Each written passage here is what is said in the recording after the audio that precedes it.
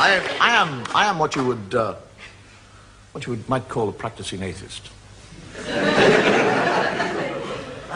I'm quite happy to be an atheist because I think actually God likes atheists better. We never ask him for anything. We're not bothering him all the time saying, oh God, please help me, I want this thing.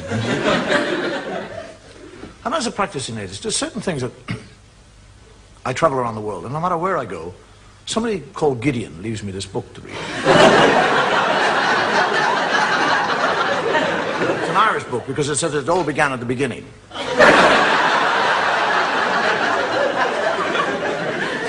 There are certain things that, when I read the Bible, and I do read the Bible, that I find difficult to understand. I mean, if God has been there forever, what was he doing before he got to us?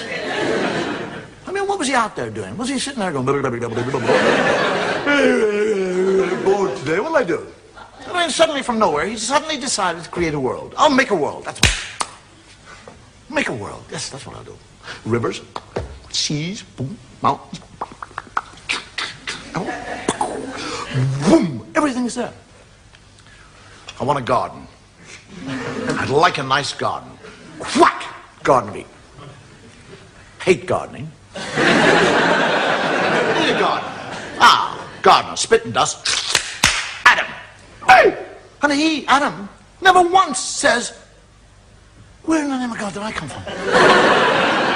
I mean, he's 40 years of age. He has no child, and he has no recall. He doesn't say, how did I get here? But he's quite happy. He just kind of trundles around the garden, working away. And God is looking at him. And he sees that Adam is happy.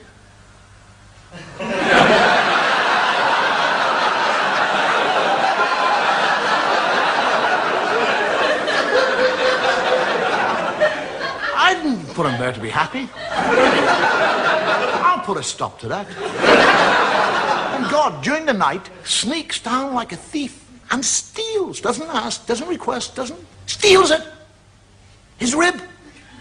And from his rib, he makes woman. And Adam wakes up in the morning, he's a real thickie. He's lying there, and there's somebody else, he doesn't say, where did you come from? How the hell did you get here? Where did you get those lumps?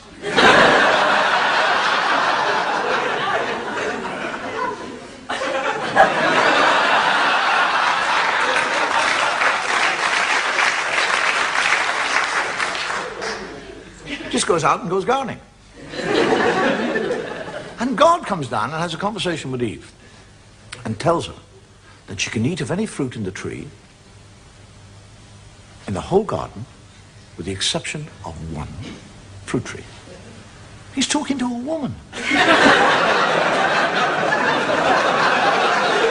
actually tells her not to eat of the fruit. And then when she said, which tree can I eat? He said, that one over there. He points it out to her. And when he goes and hides, and she sneaks up to the tree, and a snake comes down and has a conversation. A snake. Now, if I see a snake, I'll back off. One starts talking, I'll crap myself.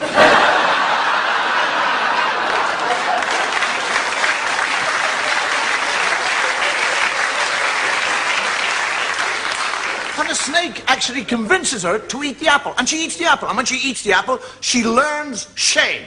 That's what happens when you eat apples. Now, she's not ashamed that she's disobeyed God or that she's eaten the apple. She's ashamed of one part of her body. That's all. She becomes ashamed of that area of the body. Now, why that area? Why not her elbow? Her nose. Do you actually realize that if Eve had been ashamed of her nose, every woman in the world now would be ashamed of your noses? You'd all be sitting here tonight with little nose knickers on.